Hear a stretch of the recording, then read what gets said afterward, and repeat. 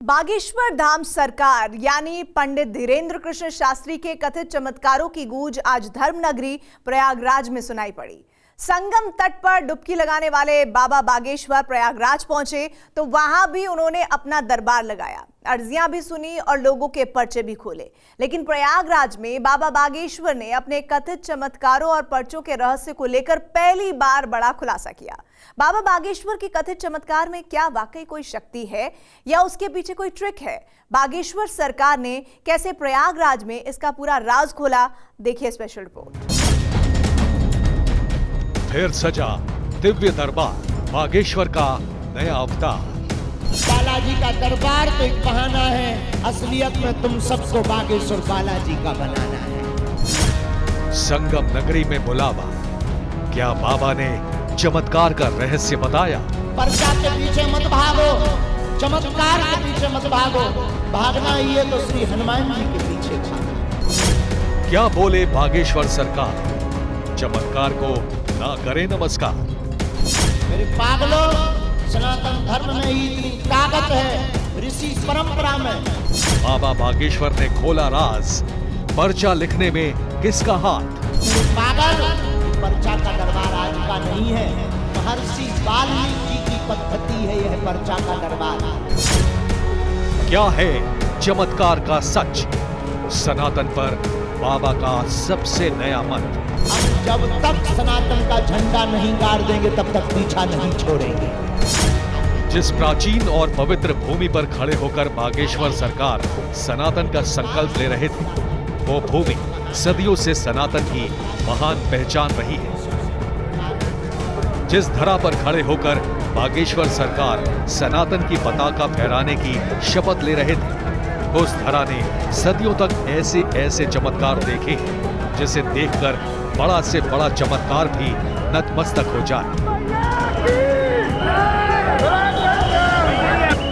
जहां गंगा और जमुना की लहरों में सदियों से लाखों चमत्कार समा जाते हैं, उसी पवित्र भूमि पर चमत्कारों के दावे करने वाले बागेश्वर सरकार भी पहुंचे।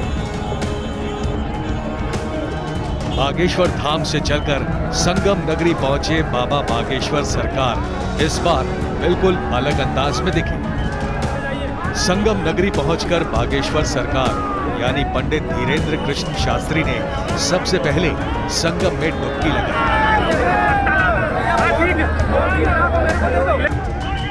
इस मौके पर संगम किनारे भक्तों की भारी भीड़ जुट गई। बागेश्वर धाम वाले इस युवा कथा वाचक को देखने के लिए ऐसा जन सैलाब उमड़ा कि बागेश्वर सरकार को गाड़ी के ऊपर खड़े होकर लोगों का अभिनंदन स्वीकार करना पड़ा। इस तीर्थ क्षेत्र में लोग सिर्फ बाबा बागेश्वर को देखने नहीं आए थे, बल्कि उन्हें सुनने भी आए थे और उनसे अपनी समस्याओं का समाधान भी जानना चाहते थे। तो फिर प्रयाग क्षेत्र में बाबा का दरबार भी सजा।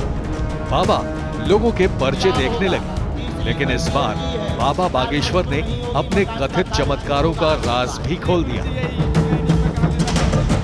मेरे पागलों, एक बात तुम अपनी जिंदगी में याद रखना, सबसे बड़ा चमत्कार मानव तन है, मानव देह से बड़ा कोई चमत्कार नहीं है। और मेरे पागलों, हम तुम्हें चमत्कार दिखाने या जादूगरी दिखाने नहीं आए हैं, अपितु पर्चा तो एक बहाना है, बालाजी का दरबार तो एक बहाना है, असलियत में तुम सबको बागेश्वर बालाजी का बनाना है। पर्चा तो एक बहाना है, बालाजी के दरबार में भक्तों को बुलाना है, ये कहकर बागेश्वर सरकार ने अपना मकसद भी समझा दिया। बाबा ने संगम नगरी में कई लोगों के पर्चे भी खोले। बागेश्वर सरकार ने पर्चों का रहस्य आगे खुलकर बताया, लेकिन पहले आपको दिखाते हैं कि संगम नगरी में बाबा ने अपना पुराना कथित चमत्कार नए अंदाज में कैसे दिखाया। हमने पर्चा बना के रखे हैं 4, पहले नंबर पर बुलाया है तुम्हें, नंबर भी हमने डाल रखे, 1 नंबर, 2 नंबर, ये 3 नंबर का है, ये 4 नंबर का है। कौन से नंबर का पर्चा तुम्हारे लिए निकालें, और जो निकालेंगे उसी में ये प्रश्न मिलेंगे। लेकिन तुम वही नंबर बोलोगे जो हमारे सन्यासी बाबा बुलवाएंगे। लगाओ अपनी पढ़ाई लिखाई। क्या पढ़ाई की तुमने? अभी ग्रेजुएशन चल रहा है। मूर्ख तो नहीं हो, अंधविश्वास में तो नहीं पढ़ रहे? बोलो कौन सा नंबर निकाल? दूसरा नंबर। फाइनल? फाइनल गुरुजी। एक नंबर तो नहीं? नहीं। 4 तो नहीं? नहीं। अरे यार 4 मंगा ले। नहीं गुरुजी, 2 नंबर। ये कितना नंबर? 2 नंबर। नजदीक आओ। घर का स्वास्थ्य ठीक रहेगा, आर्मी बनेंगे, कृपा होगी, मामा को भी आशीर्वाद है, विवाह योग का आशीर्वाद। ऐसे एक नहीं बल्कि कई लोगों के पर्चे धीरेंद्र शास्त्री ने निकाले और उनकी समस्याओं का खुलासा किया। बाबा बागेश्वर ने यहाँ भी चुनौती दे दी कि उनके चमत्कारों के दावों को कोई झुठला नहीं सकता। जब संगम नगरी में बाबा बागेश्वर लोगों के पर्चे निकाल रहे थे तो उनके इस दरबार में कुछ लोग नेपाल से भी आए थे। प्रश्न उतना मेरे पास ज्यादा प्रश्न है नहीं, लेकिन मैं एक प्रोजेक्ट करने जा रहा हूँ। कौन सा? नेपाल में ही एक रिट्रीट स्टाइल का है, योगा रिट्रीट स्टाइल का है, कुछ करने जा रहा हूँ उसके लिए। और बस आपको दर्शन करना था, बस हो गया। इन दोनों में से कौन सा पर्चा निकाल? ये नंबर 4 है, नंबर 3? 3 नंबर। फाइनल? हाँ जी। ये कितना नंबर? 3 नंबर। नजदीक आई। मंगल काज आपका पूर्ण होगा, वह कार्य आपके घर पर भी कृपा होगी, लड़ाई नहीं होगी, जो मनोरथ लेकर आए हैं वह पूर्ण हो जाएगा, योग वाला आशीर्वाद है। संगम नगरी में बाबा ने अपने कथित चमत्कारों का हर राज खोल दिया। धीरेंद्र शास्त्री कैसे लोगों के पर्चे खोल पाते हैं और उनके मन की बातें जान लेते हैं, इसका भी उन्होंने संगम नगरी में ही खुलासा कर दिया। ना हम कोई महात्मा है, ना हम कोई चमत्कारी आदमी है, हम तो बालाजी के चरणों के सेवक हैं। हमारी जो परंपरा 3 पीढ़ियों से चल रही है, हमें जो प्रेरणा लगती है वो हम लिख देते हैं। लेकिन हमने लाखों लोगों के मुंह से सुना, जो दरबार में आता है ओम बागेश्वराय, ओम बागेश्वराय इस मंत्र का जाप करता है, पर्चा बने या ना बने, महीने में एक बार, 2 महीने में एक बार बालाजी की पेशी करना प्रारंभ कर देता, उनकी अर्जी स्वीकार हो जाती है।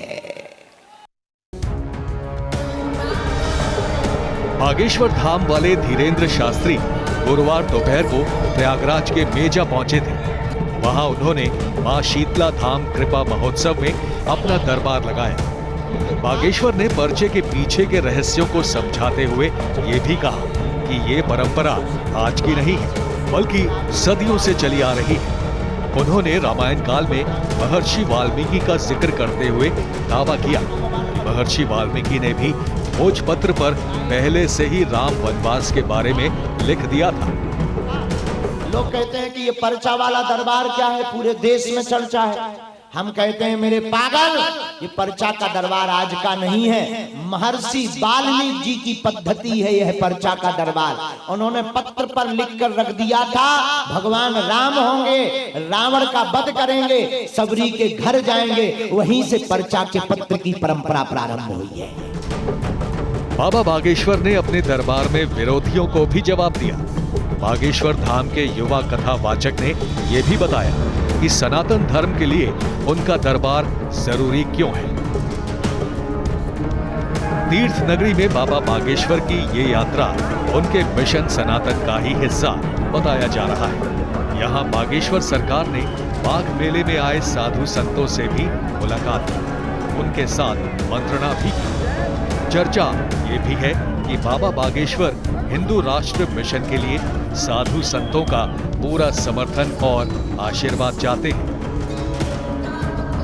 Bureau report, TV9, Bharatvarsh.